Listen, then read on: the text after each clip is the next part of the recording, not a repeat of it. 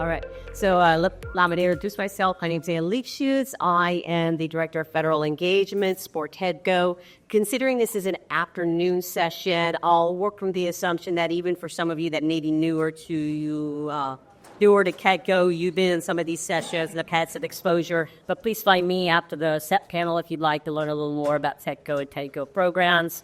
Happy to talk to you about that.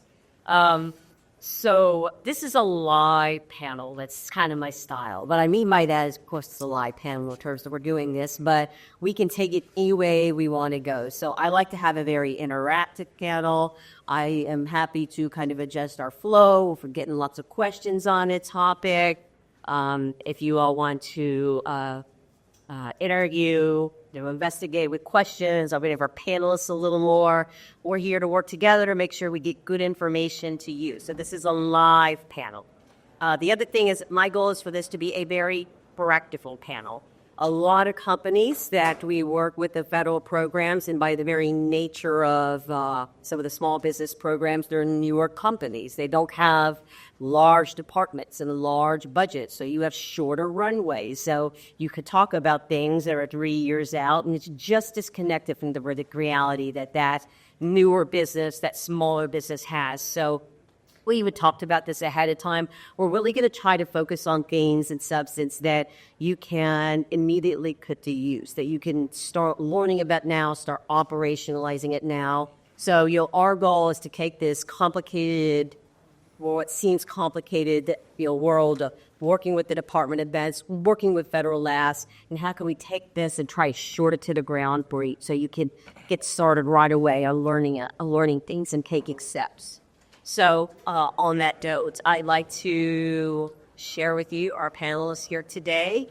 Rather than reading long bios, I'm going to just give a brief introduction at each of our panelists before they share with you a little about their organization and their story. And rather than read a long bio, what I ask them to do is just share a point or two for me to share with you. And our first speaker is Lou Alvarez. He is the founder and CEO of Theradaptive. And he shared some interesting things. First of all, he's a 20-year Army veteran. And he also has a PhD in bioengineering from MIT. So he's not only running this company, he is the founder in this company. Their company, and I can talk to you a little bit more about it, but they're a clinical stage biopharmaceutical. And they're developing targeted therapies that can generate large segments of tissue. And so I actually asked Barry how Barry would introduce Lou. And I thought he, in addition to, identifying him as an Army veteran and medical innovator, he said this is, speaking to the founder and the CEO, this is a perfect example of a person who says, see a need, fill a need. And I thought that was really interesting. And the other thing that Barry highlighted, and I think this would be interesting to hear a little more from you, is that your company, they leveraged a combination of things, and that was like intellectual property licensing, and this is a strong 3 here, strong triple. IP licensing, securing the funding, and something important that we talk about licenses, we talk about contracts, we talk about grants, but there's something else in the role in the military that's really important for getting into programs. You also leverage understanding and knowing the military medical requirements. So I think hearing about those three things together would be really valuable. Sure. So to talk a little bit about the first one, which is licensing. Of course, the Army, in comparison to the university licensing offices, is much easier to work with, and it's a pleasure to work with Barry. If you've ever worked with the university licensing office, normally those are compared to either colonoscopies or root canals. So the experience with the Army has been tremendous. So if you had a chance to license Army technology, that's great. The other part is the grant funding, which is like you have also many different types of grant funding that you can get. DOD, you have MSCRF, which is the other TEDCO activity that really provides funding in addition to the TEDCO venture support. And of course, NIH, NORA, and so on. And then the third one, I don't exactly recall. Military wireless. Yeah, so the other thing is military requirements, really understanding the military needs, which can take a long time to really formulate. So if you have a product then, when you start a company, normally you'll be oriented toward your commercial outlet. And so you're not really thinking too much about the military need. So if you can gain an understanding of the military need for that, but you can really tap into funding support through the congressionally directed medical research programs or other DOD or Defense Health Agency programs to fund your work. And you really want to think about how your tech can fill a need from the military. And if you also have commercial markets, you have the best of both worlds because you have a sustainable product that will then be available for service members the moment they need it when there's a conflict. Or pause. Are there any immediate questions for Lewis and Theradaptive? Linda. So, finding out requirements that will military have for a particular product is not an easy thing to do. What would be in his advice in terms of how you navigate to find the person group that would be most helpful for your particular call? Yeah, that's a good question. From the outside, it can seem like on the elaborate. How do you even get in there? One is the CDMRMP website actually has the first set of clues are proactive, which is for programs that are clearly military in nature. They'll have in the solicitation usually several pages worth of description of what the need is for the particular area, whether it's orthopedics or infectious disease or diagnostics, whatever it is. You'll see that described in there. And then there'll be program officers' contact information. I would encourage you to just email her to say, I'd like to have a conversation with you about X or Z, whatever technology you have, and they'll usually talk with you. There's also a military health research symposium every year in August, held in Florida, which is a great place to learn about military needs and network even further. So I would say just reaching out to people, reading solicitations closely, understanding what's in there, you'll have a really good understanding late conversations. That's a great question. That's a great question because it's not just like always easy to identify what that is, and yet that is essential to understanding what the customer wants and has authority about. So I reserve the right to ask you 2 additional questions. But my goal is to get us introduced to everybody quickly so we can combine the parks into a system. So on that note, I'm going to move and introduce us to Barry. Barry Datlof is a good friend of ours here at DEDCO, and he is the Chief Business Development He's the Chief of Business Development and Commercialization for the Defense Health Agency. And what that means is their mission is helping industry and academic partners work with DHA, the Defense Health Agency, to bring product to the warfighter. And a very clear mission, and very important mission, to bring the warfighter what he or she needs. Out in the field, in a forward operating situation, in a training environment, here at home, physical health, mental health, the health of the family, the health of the DoD community. So a very important mission. And like all of our panelists, I said, share a few points that I could share about you. And Barry says he is a recovering immunologist and developmental biological scientist wannabe. So he appreciates the science and understanding the science behind his work. And in addition to this, something I know about Barry, he is also a small business owner, and I think this is important to know as well, addicted to starting new companies. So he also really enjoys the process of working with smaller companies, newer companies, and staying with you through what is a process, something that just doesn't happen in 48 hours. So that tells you something about Barry. He has owned companies, he's a small business owner, he's worked on both ends of the spectrum. So he understands this, and he's a great partner to have. So, Barry, the stage is yours. Would you like to come and present your slides from the podium?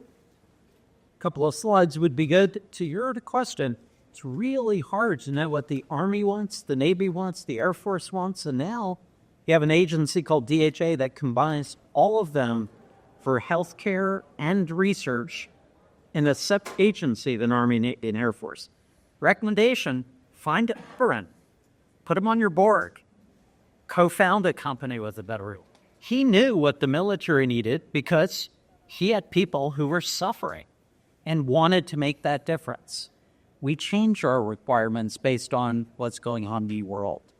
And because of that flux, we really want to make sure that we have continual conversations. The MHSRS conference she referenced is your best chance to get an SME, subject matter expert, get your foot in the door with them.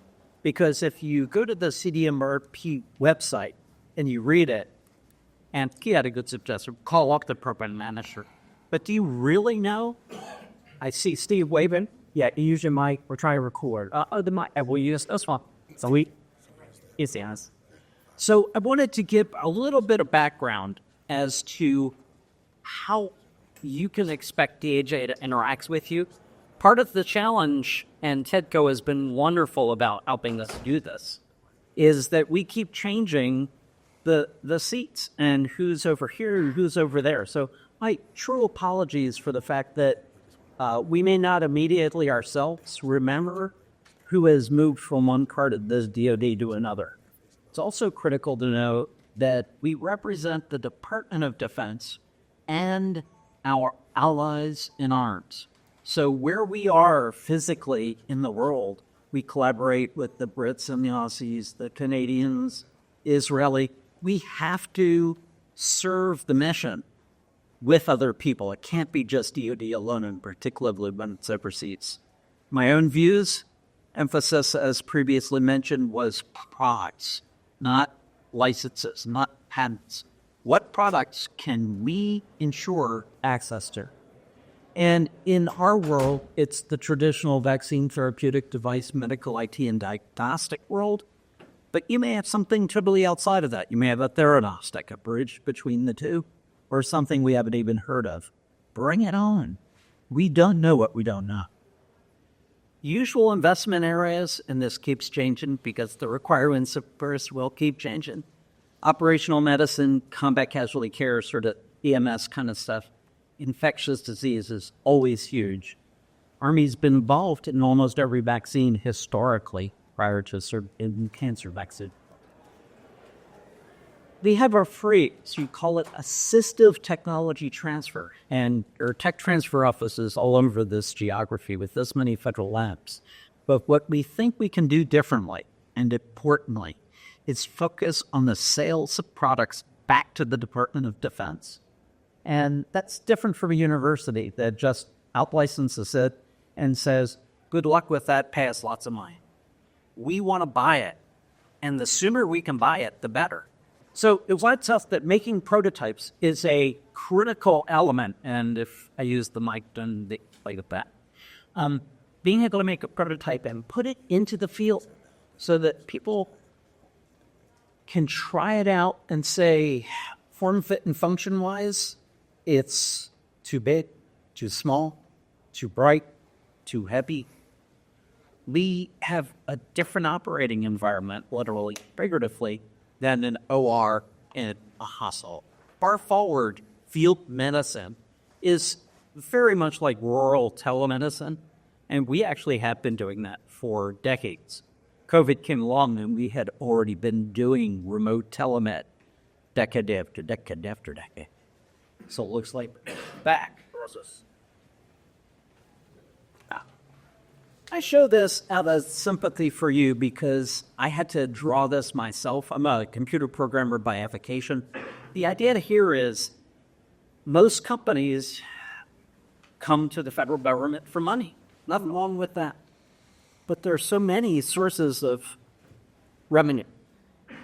Companies who want to collaborate with us, my colleague Dave Humphrey is going to tell you about how to get your foot in the door so you can actually have a laboratory collaboration. And then ultimately, because our goal is a product that we buy, boy, good luck with that. The Defense Logistics Agency, start now. It will take you that long to get through the morass of getting a national stock number so that it's literally in the warehouse and available to the warfighter. Thanks to our many friends in the room, particularly TEDCO, the Bridge of Hope, you no longer have a valet of death. The Bridge of Hope is an opportunity for us to leverage other people's money, including other government sources, be it state or other countries that have interest in the product, in order to de-risk the technology far enough to get venture and risk capital involved. That's the money sheet if anybody needs it. I have cards available. It's always changing. You've got to do the legwork and see, do you qualify? When should you apply? And my biggest question to Stephen and to everybody in the room is, should I get the SBIR before I go to TEDCO or before I go to MEPS or after I get? That's the hardest question I've had as a small business owner myself. What's the best sequence? Simultaneous isn't the best sequence. If there was a universal application similar to colleges, I would love for TEDCO to sponsor that nudge thing. Would it be nice to be able to apply for one thing and sequentially send it to CMRP, TEDCO, to SBIR, to Dream On, they said. So I had a colleague who came to a meeting last year, and I realized she was new. There was absolutely no way she could understand the people speaking in tones at the podium because we live in acronymia. And that is half of the battle. We do have a cheat sheet for this in case you don't know every single one on there, and maybe we'll have contest and a lighter flame for anybody who does. This is the world we live in, and we work with the TEDCOs and the FTSEs and the FedTechs there's just way too many of them. I won't be labeled with that. But I wanted to finish up on something which many in the room have already had the conversation previously. If you are not planning on selling in Korea because you don't have a distributor in Korea and you're a small U.S. business, come and talk to me.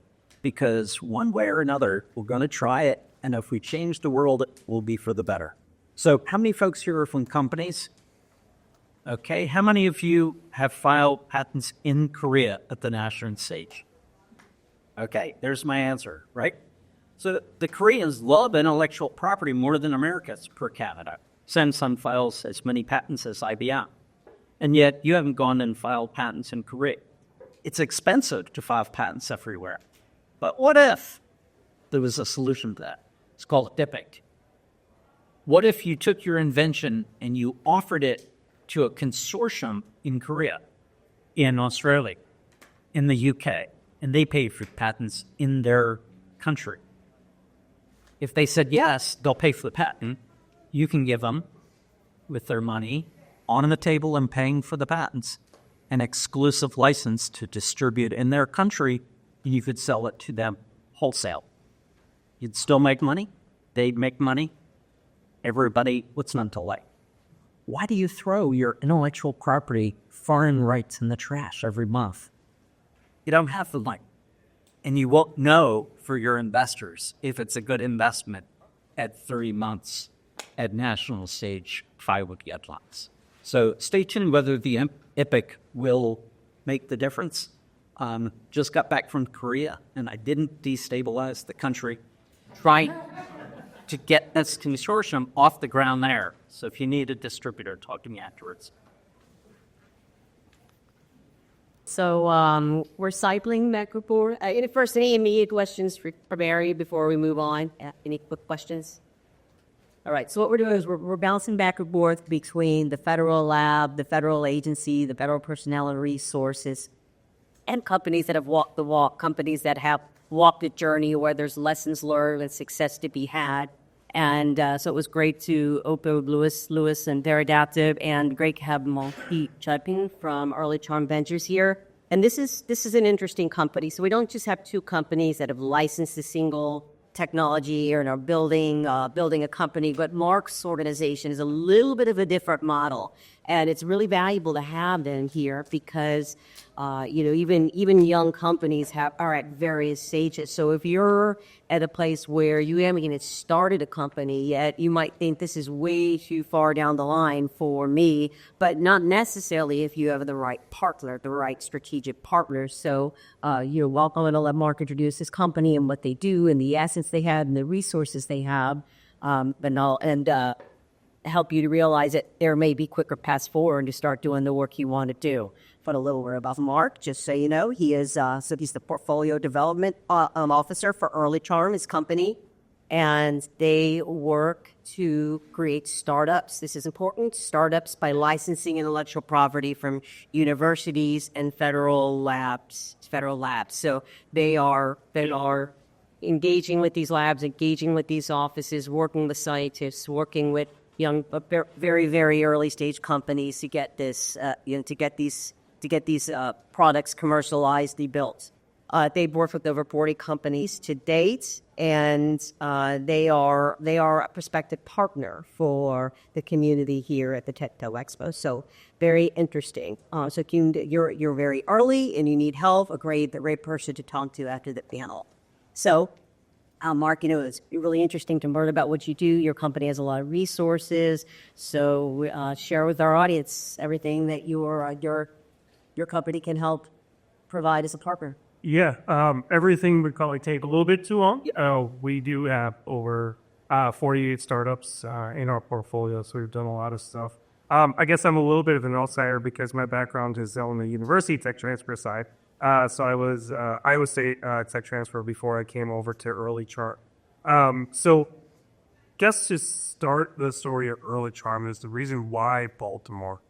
So Early Charm actually started from tech transfer office with our two co-founders, Tim and Kelly, out of the University of Southern Miss. They were taking basically some inventions and doing a venture studio, a mini venture studio in Southern Miss. But they took a look around and said, well, we don't really care about timber, so why are we in Southern Mississippi? And they looked around the entire nation and said, well, Baltimore actually has the highest concentration of basic research in the entire country, which I don't think a lot of people understand and realize. And that reason is because of the federal labs here, right? It's obviously Johns Hopkins and some of the key institutions in that case, but also just the large bucket of federal innovations that are just sitting there, right, and really ready to be commercialized. So Early Charm, we focus on hard tech, which makes me also a little bit of an outsider to a lot of innovation because we don't do software, we don't do any therapeutics or anything like that, which means that we really trade in things that take a long time in order to actually get to market. So the Early Charm model, we have scientists that work across our entire portfolio. It's not like it's just a lone entrepreneur that's working in their company by themselves. Everybody works across the entire portfolio. And what that really means is that we're not so concerned about the capital, we're concerned about time to market, right? That's what we're really able to focus on. We're able to be really capital efficient. And that's important for working with federal government because timing can be difficult, right? It's already been talked about a couple times on the stage that looking for dual use applications and trying to figure out how you're targeting the civilian applications in addition to working with the federal government while you're trying to figure things out possibly on that side is really important because it can be really complex to work out that web, right? And I'm really glad that EHA now exists. Because we do have some medical device type stuff. We're not always entirely sure how are we supposed to engage with the federal lab on that, right? So, it's been really great being here in Baltimore for Early Charm because we're able to do things like have greater relationships with CBC in order to do biomanufacturing, right? And we're able to figure out how to integrate into their community in a whole bunch of different ways. Early Charm, we're a venture studio, but I think more and more we're becoming a catalyst for innovation in the region in general because we want to do partnerships, right? And that's one of the reasons that I was really excited to do this panel is because, thanks to TechCo's assistance on that, I think I can talk about this now officially. We're setting up more facilities for doing things like making novel medical devices in ceramics, right? And all that kind of good stuff here. And we're working with different organizations in the region in order to do that. So anything hard tech, I would say, is what Early Charm does. About 1/3 of our innovations come from federal laboratories. But we are happy to work with people from inside defense, outside defense, whatever kind of makes sense in order to bring new tech to market. in the introduction, talking about what you did, I highlighted on the license opportunities. What about an innovator and scientist, somebody very early stage, sole proprietor, single member LLC, going after an SDR, looking to, so what about like pursuing funding to develop IP as well, like IP that somebody already owns or has developed on their own process? Yeah, so early term, we typically do not come in after a startup's already been created. We usually co-found that startup with an inventor. And the reason that we do that is because we really want the inventor to do what they do best, and that's invent new stuff, right? And I think that oftentimes there's a lot of, either by mandate or just because they don't want to, they're a little bit hesitant to actually start the company themselves, right? So yeah, SBIRs are a fantastic resource for getting technology moving forward, but obviously you need to start a company in order for that to happen, right? What I'm trying to flesh out is you have two inventors. One is a candidate working with you to license a particular piece of technology coming out of DHA, coming out of another lab or university, and another inventor is the inventor, the co-inventor of their intellectual property, and it's not the product of something that you're going to license. Do you do a strategic partner with that person as well, and then pursue federal funding for that? Yeah, all the time. We do that all the time. So it's not licensed ill. It's been out license only. Like I said, especially if you are working with the federal government, figuring out how you partner is huge. And I think coming together, consortiums, if you want to call it that, but even small ones, 2 or 3 companies, can be really impactful. Great, thank you. No, I think that's really an interesting concept is a business put out there, because often when you're the one person, you're the sole person, just getting started in the initial path forward, some of the most difficult steps to move forward. Great. All right. Any quick questions for Mark? I want to leave a majority of our time after we introduce Dave, and he gets the opportunity to introduce all the amazing things at DHA. But any quick follow-up for Mark? Linda. Okay. This might be really naive question. I know biotech and high tech. What's hard tech? Products.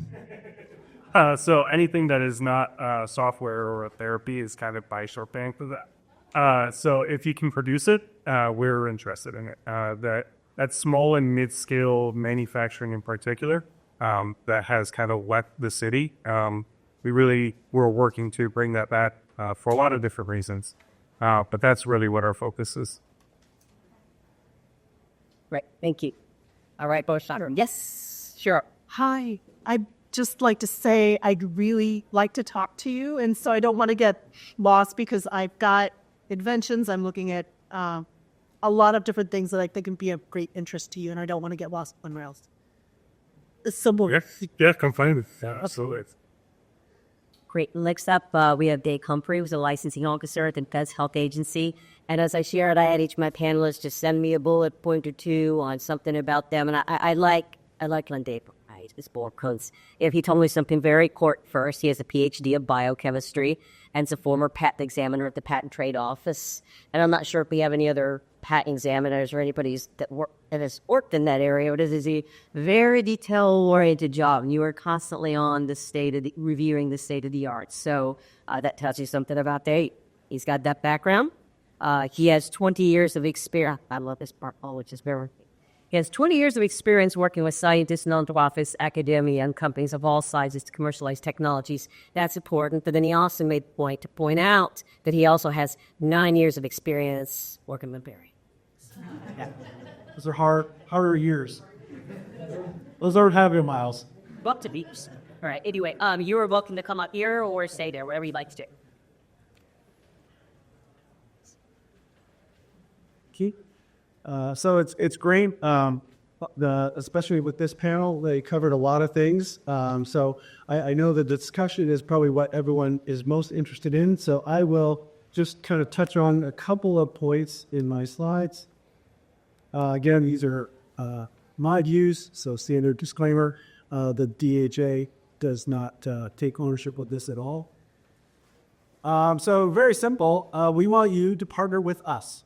So as Barry mentioned, we are Defense Health Agency, we don't make products. So we need company partners to make the products that we need.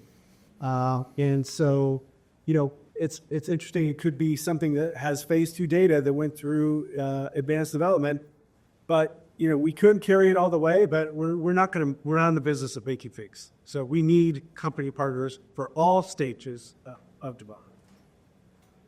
This is just a little bit of the standard ecosystem of DHA. You see down there with the soil area.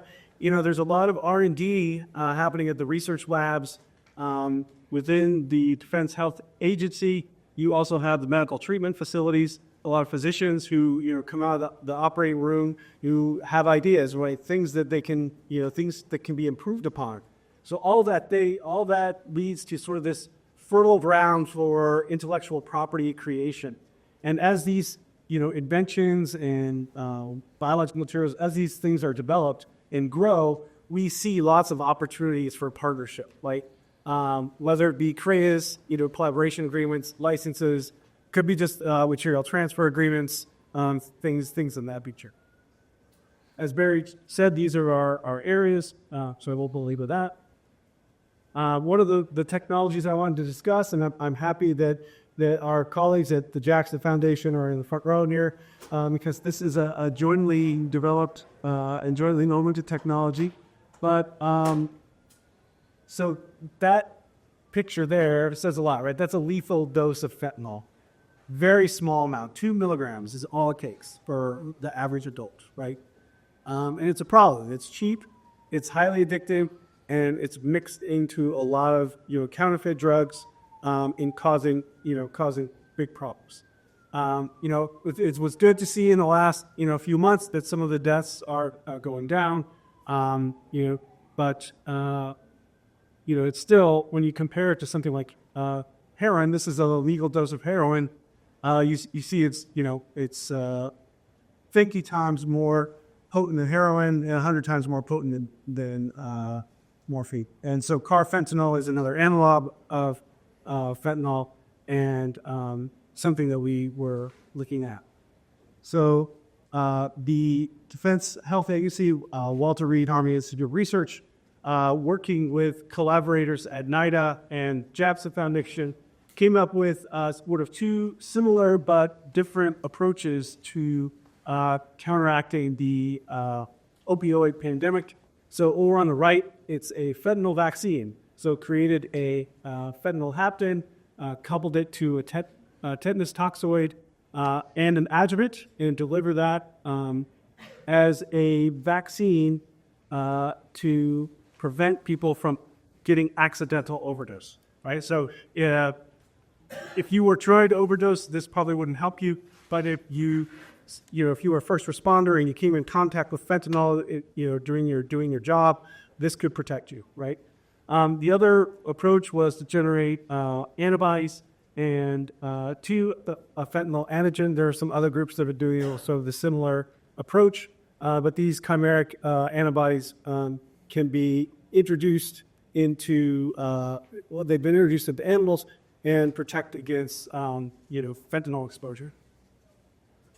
Another technology I wanted to just briefly touch upon is the Army had developed its own adjuvant. So Army liposomal formulation.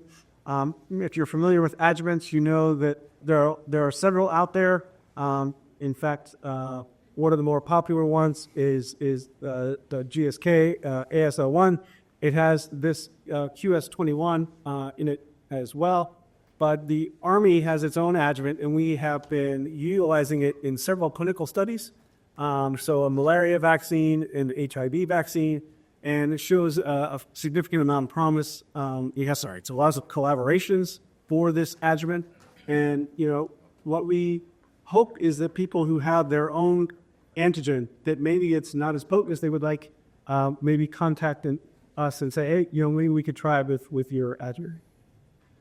And then lastly, another Jackson Foundation collaboration with this hemorrhage triage tool. So this is an app that allows far forward people to triage those folks who may be in danger of bleeding out. And so you can determine, hey, I need to take care of this person first, as opposed to someone who may have suffered a casualty, but you can stop the bleed immediately. And then lastly, I wanted to touch a little bit about some of the additional facilities that we have. So there's a GMP manufacturing facility that can do manufacturing for materials for phase 1 clinicals, so GMP level. We also have biosafety level 4 laboratories at USAMRI. There's an insectary, which is an interesting place to visit, also at Walter Reed Army Institute of Research. I think everyone kind of hit on some of the prototype development capabilities, but those are great because you can actually, if you come up with an invention, you can make it and then get it to some folks to try it out in the fields, and they give you your feedback. So maybe by the time we get a commercial partner, we're on the 4th or 5th version, and it's already been de-risked. The other thing, I also have to toot the horn of our clinical regulatory group. It's not just 1 or 2 people. There are about 100 folks who do specialize in the FDA clinical regulatory expertise. That's our Office of Regulated Activities. The nice thing is our licensees, they will give a consult, and say, hey, you're licensing this technology. This is what we might recommend. So they're a valuable resource. So I think I'll stop there just in the interest of time. But Barry wanted me to ask, how many of you know about priority review vouchers? Anyone know about FDA priority review vouchers? Yeah, so if it's another incentive to license technologies. So, for example, some of the things that we have in our vaccine portfolio for neglected tropical diseases, and if your company is successful getting that to FDA approval, you are awarded, or you could be awarded, if it's on the list, an FDA priority review voucher, which then you can turn around and sell, or you can keep it. And you say, well, how much is this worth? Well, in the market right now is around $100 million. So it changes the calculation for return on investment for a smaller company and their investors. So thank you. Yeah.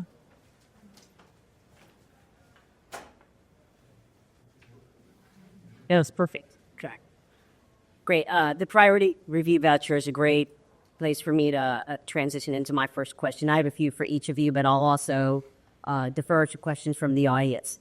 But first is going to be with respect to the license model.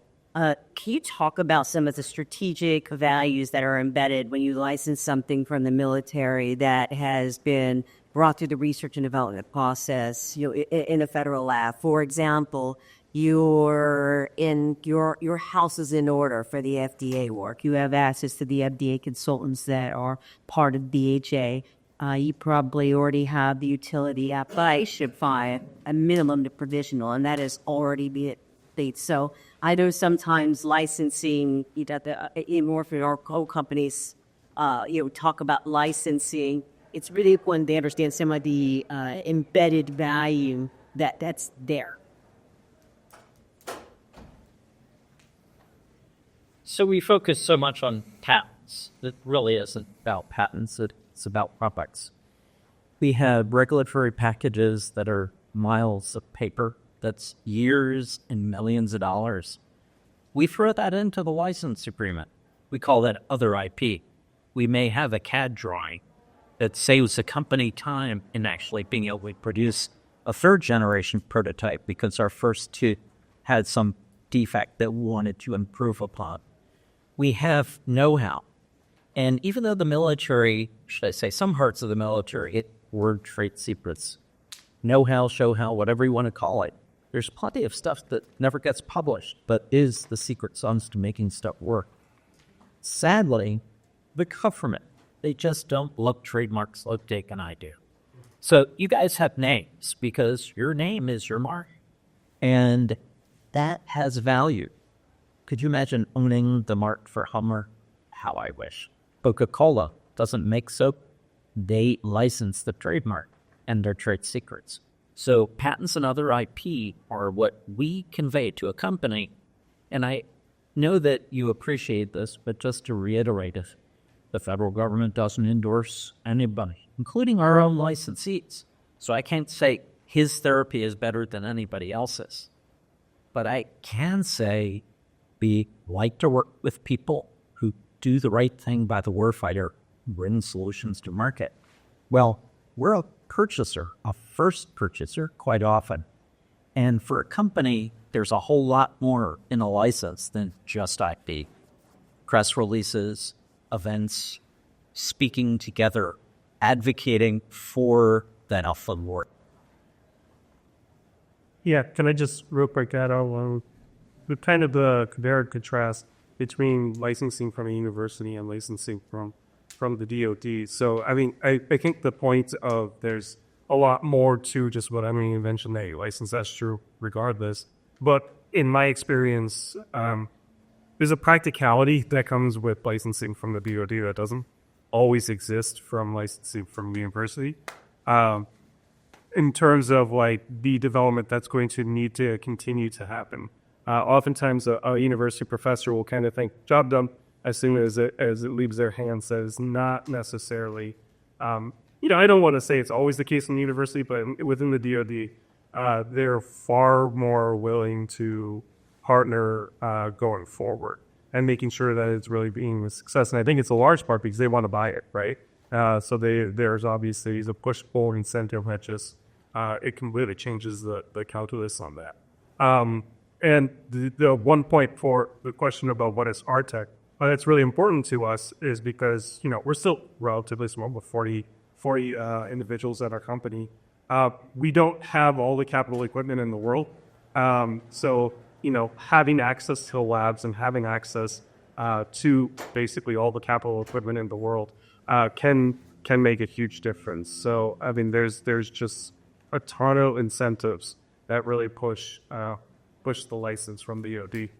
The other side of that, I will say the other side is the timing element of it. When the military can actually buy something, for instance, we have a TRL level 10 uniform that's kind of just waiting for the new mil spec to release, right? And we can't sell until there's the new mil spec. So that's why, again, having the dual use in mind is a really big idea, because then you can say, okay, eventually we know that buyer is going to be there, and eventually we can have that kind of pull-out opportunity. But in the meantime, what are some other markets that we can be looking at the same time? So, there's certainly a lot of push-pull with licensing from DoD. You're making the point that understanding military requirements and when they can buy and when they're authorized to buy certain products is a key component of it. Every market. Yeah, but a very enabling step. I'm going to throw out one more question related to the licenses, because the rest of my questions I want to gear towards other mechanisms, not just licensing. But I'm going to throw the question out two ways, and either the government representatives can answer it, or the private sectors, companies that have licensed IP can answer it. So the question is either what is not negotiable? What are things that cannot be negotiated? We were licensing intellectual property from we'll speak specific to the BHA in this question, and it either Mark or they would like to share. You don't have to get into the specific details, but generally, what did you successfully negotiate that you didn't think you could?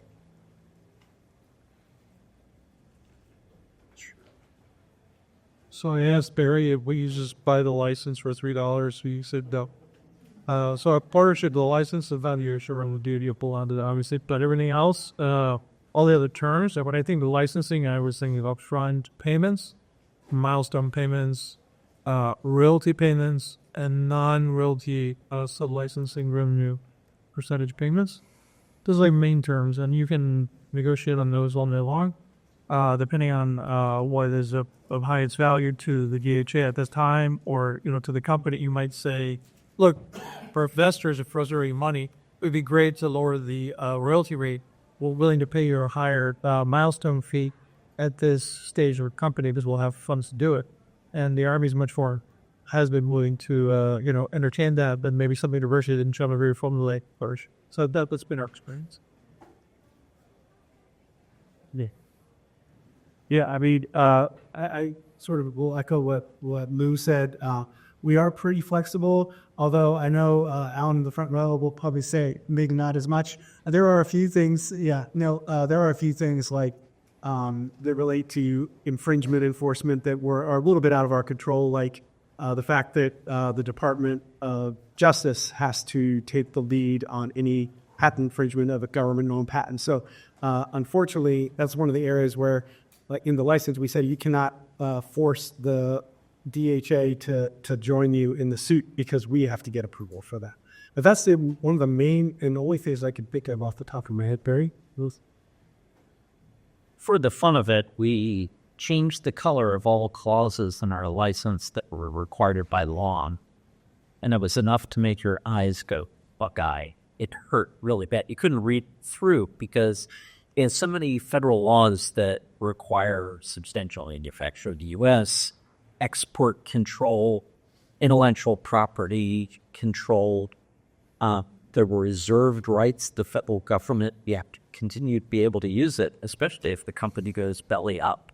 We want to get a clawback of if they filed a regulatory package at the FDA and might belly up. We still need to be able to pass that along to third parties. Bizarre stuff like if you have a trademark as a company and you belly up. In other countries, we need the right to that trademark in order to move that product overseas into the marketplace. And so these are esoteric, but as they say, we're the government and we are here to help. Follow-up to that, there is infringements. There's going to be a lawsuit. The Department of Justice leads that. Pay score. DOJ is not in the business of enforcing patent rights. They're in the business of defending the United States government against lawsuits. One of the first things we did was go to DOJ and ask them at a conference, at a podium, how many times have you defended a federal laboratory's IP? They wouldn't answer. It's less than 10, and that was 10 years ago. So maybe they've stepped up their game, but they're not staffed, nor are they trying to help two U.S. companies fight it out. That's up to litigation and not something that DMJ wants to meddle in. So our recommendation always is find yourself deeper pockets than a small business has because it's millions of dollars for an infringement suit. You've only had one. Pay for by the licensee. Or maybe we get these consortium to pay for the infringement overseas on their nickel because they're decent revenue. Any questions from the audience? This is a general question. I appreciate, Barry, your slide that you show. You're in the decision to make whether you go for a CRADO or you go for an SBIR. This question could apply to anybody, but can you kind of highlight the pros and cons go one direction versus the other? And is there somebody within the agency? My question is maybe more for NIST, but is there somebody who might be the equivalent of the DHA who you can talk to about his decisions? It is enough. At MHSRS, we bring our SIBR folks, our CMRP folk, our MD folk, broad agency announcement folk ourselves. And it all comes down to what stage your technology is at, because they do tend to differ as to what TRL, technology readiness level, they're interested in funding. And that depends on how much money Congress has been pushing left, right, and center. It's at the end of a fiscal year. All of those things are not on the website. Is talking to human beings who say, hey, let's do two of them together, because with an SBIR and a CMRP follow-up to that in the clinic, that's a good 1-2 punch. But it's not easy for small businesses to know where MIPS and TEDCO funding sequences into all of those, especially because there's always a new fund. There's a new program, and all of a sudden, well, now you're qualified, but are you too late for it? Well, I want to follow up on that too. There's kind of two aspects of the question. Which one? What's the sequence? What's the strategy? I just want to address something that's even prior to that. For some of our younger companies, it's what are they? Can you explain them? Like, what is a CRADA versus other types of funding mechanisms? We do provide a lot of that education at various programs and TEDCO. So if there's a company in here that's working along this path and is interested in learning more, do follow up with us afterwards. So there's understanding the mechanisms, which we really haven't gotten into that today. We'll try and at least get a minute to cover some things. But the second part, strategy, I actually have this down to third more because I thought it was interesting on the call. You spoke up and talked about some, there's some perspective and some thinking that this is an easier route, but not really with the DoD. These are quicker funding pathways. So happy to hear your thoughts, OTAs, SBRs, what some of the mechanisms are that get you on base quicker. And if I may just clarify a question, part of it, if also within these MIST, if you do the SBIR route, you're precluded from the CREA. So that's where I was asking about the scores. Yeah. And all agencies, I'm an attorney, and attorneys love to say it depends. I never say it depends. The term I use is it's not an exact science. It's not an exact science across all the major funding agencies. Like they're each their own. They each have different authorities. Sometimes they even call similar vehicles different things. NASA has a Space Act agreement versus other agencies called the CREATAs. So there is also just some hardcore due diligence of the agency you're working in versus others. Yeah, I think for the NIH, if you have a CREATA, you can't get NIH funded specifically. That's right. So, I mean, early trial has quite a few CREATAs across DOE, DOD, NIH as well. So I would just say, in particular to that question, there's other agencies too, right? So having a CREATA that leveraging that relationship with the NIH into a different agency, we have done that successfully. So that is a possibility of a pathway. Obviously, it's got to be on a case-by-case basis. CREATAs though are immediate money. So, that's also something that as a small business, you always have to consider as well.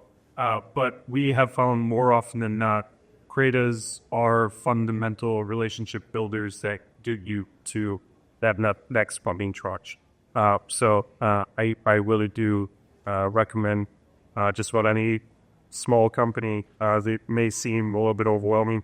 It takes 6 months, all that kind of that timing can be tricky, but they really are they move the ball forward quite a bit. So to the OTA and SBIR question. So other transactional authorities, which there's a lot of DoD funding in OTAs, and they're great mechanisms, but they can be really tricky to figure out what the timing is for, right? So SBIRs, I think for DoD are, it's my opinion that's the best agency for SBIRs, SBIRs, whatever you want to call them, at this theory. Just because they are now on a very regular cadence. So it's even more so than NIH, which I think is twice a year now. SBIRs for DoD is every single month. There's what's coming out and really focused topics. But then, it came up on Monday. We were talking about the difference between the BAA versus a topic-oriented. Roller trial almost always goes for topic-oriented one, because if we have a really nice fit and we have the program manager in rank, really high chance of funding in that instance, especially if we have a CREATA that oftentimes, just by random happenstance, we have a CREATA, and then all of a sudden there's a topic that comes out that's very, very similar to what we want to do, right? So, obviously that's a little tongue-in-cheek, but that seems very targeted more than that, right? So, but EAs are something that we at early term don't really pursue, but I think you have to some pretty good effect. Yes, it's a little bit of a soup on the acronyms there, and but I would say within DoD there are enough even agencies or offices within the DoD that if you had a CREATA with one, then you could pursue an SPR collaboration. If another, we're doing something similar with like a maybe med for dental research. We're having CREATA with them, and then we'll separately we applied to RapTech to help fund this thing. But funding, the important thing in government is we never have funding come from the government that back into the government. It's like a golden rule. As long as you can avoid that, you avoid most of the problems related to that. Thank you. And final question, I think it's a good capital strategy for companies that are looking at SBIRs.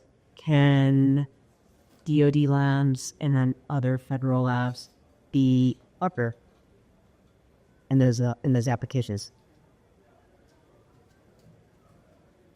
Yeah, so there's a limit to how much money from a SIPR or a TTR you can pay a federal lab to do some of the work.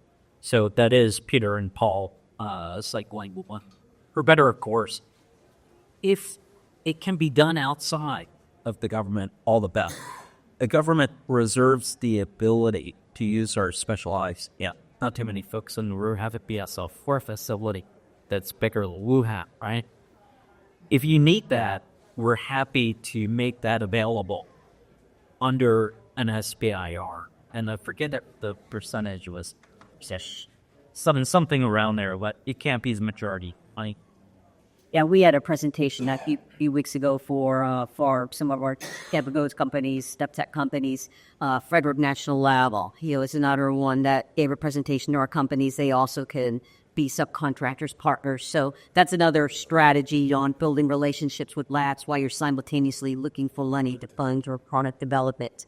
So on that note, I believe we are at time. So I want to thank our panelists. We have an equal representation of government representatives from the Defense Health Agency and companies that have successfully worked with this agency to help DHA meet the mission of providing needed products to the warfighter. So we thank you for everything you do.